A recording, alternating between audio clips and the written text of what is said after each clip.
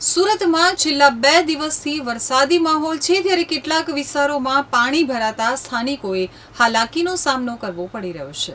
સુરત શહેરમાં છેલ્લા 2 દિવસથી વરસાદી માહોલ જામ્યો છે, ત્યારે સુરત શહેરમાં મોરા ભાગળ જહાંગીરપુરા મુખ્ય માર્ગ ઉપર પાણી ભરાયા હતા, જેને લઈ અને લોકોને હાલાકી પડી હતી। તો બીજી તરફ રાંદેર હનુમાન ટેકરી પાસે આવેલા મંદિરમાં પણ પાણી ભરાઈ ગયા હતા। આ ઉપરાંત ડક્કા ઓવારા ઉપર પાણી ફરી વળ્યા હતા।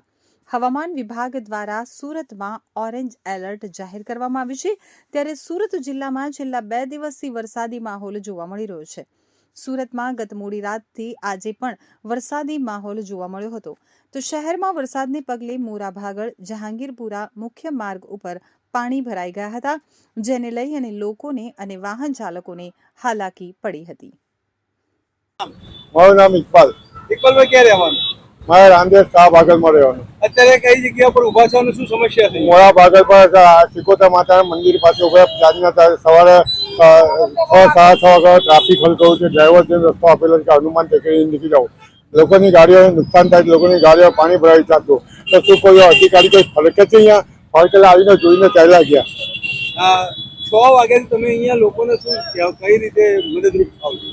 ડ્રાઈવર છે રસ્તો આપું છું બરાબર। ગાડીઓ વાળાને। દર ચોમાસાએ અહીંયા કેવા પ્રકારની પરિસ્થિતિ હોય? આજ જાતે પરિસ્થિતિ હોય, જ્યાં જોરથી વરસાદ પડે ત્યાં 8% પાણી ભરેલું હોય અહીંયા। मेरा नाम प्रकाश हिडाऊ है। मैं डेप्यूटी चीफ फायर ऑफिसर सूरत महानगर पालिका फायर एंड इमरजेंसी सर्विसेज। किस तरह के हालात हैं पूरी?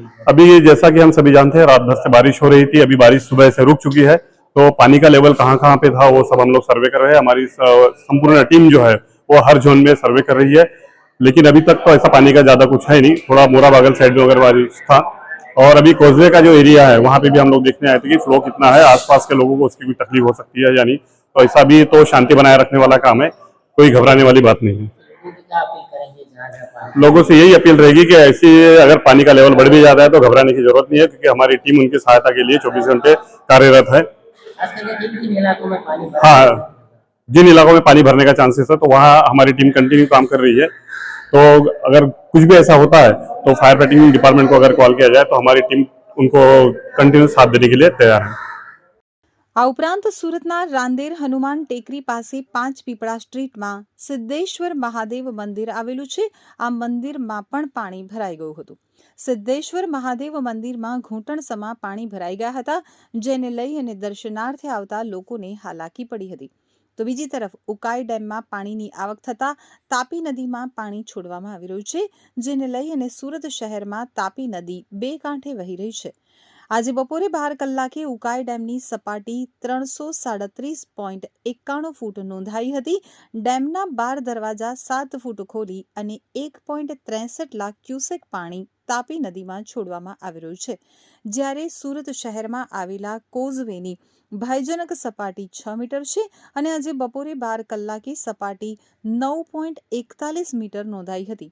તો કોઝવે વાહન વ્યવહાર માટે બંધ છે, જ્યારે ત્યાં પોલીસ બંદોબસ્ત પણ ગોઠવી દેવામાં આવેલ છે। તંત્ર હાલ એલર્ટ મોડમાં છે। અત્યારે સુરત સહિત દક્ષિણ ગુજરાતમાં જે રીતે વરસાદનું જોર વધ્યું છે, હજુ પણ 5 દિવસ વધુ આગાહી છે। સરકાર કઈ રીતે તત્પરતા દાખવશે જો વધુ પડતો વરસાદ વરસે કેવી સ્થિતિ ઉભી થાય? સમગ્ર ગુજરાતની અંદર અને સમગ્ર એના ગુજરાતની આજુબાજુના આવેલા રાજ્યોની અંદર પણ ખૂબ મોટા પ્રમાણમાં ભારેમાં વરસાદ પડે છે। અત્યારે પણ દક્ષિણ ગુજરાતમાં ખૂબ વરસાદ પડે છે। ખૂબ સારી રીતે ડિઝાસ્ટર મેનેજમેન્ટ થઈ રહ્યું છે। અત્યારે પણ ઉપરવાસમાં વરસાદ પડવાથી અત્યારે 2 વાગ્યાની સ્થિતિમાં ઉકાઈ ડેમ 337.93 પર પહોંચ્યો છે। ઉપરની આવક છે લગભગ 1.79 ક્યુસેક પાણી 1,79,000 ક્યુસેક પાણી આવે છે। એની સામે જ આવક છે 1.63 લાખ ક્યુસેક પાણીની જ આવક છે। એટલે અમારું જે પાણી માટેની જે એનું લેવલ જાળવવું છે એના માટે અમારા બધા નિષ્ણાંતો ત્યાં એન્જિનિયરો ત્યાં છે, એટલે કોઈ મુશ્કેલી આવવા દેતા નથી। સાથે સાથે જોઈએ છે કે વરસાદ અમુક જગ્યા વધારે પડે છે, અમુક જગ્યા ઓછું પડે છે, પણ એના માટે પણ જ્યાં જે કરવું હોય તેના માટે સરકારને અમારી સ્ટેન્ડ બાય ટીમ રાખી છે।